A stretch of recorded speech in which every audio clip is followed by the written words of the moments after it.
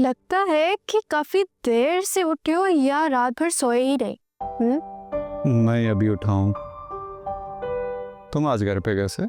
हाँ, यूनिवर्सिटी से ऑफ था इसलिए। बड़ी अजीब बात है यार, लड़कियों को तो ऑफ भी हो तो वो घर कभी भी नहीं रुकती, घर के काम से भागती हैं।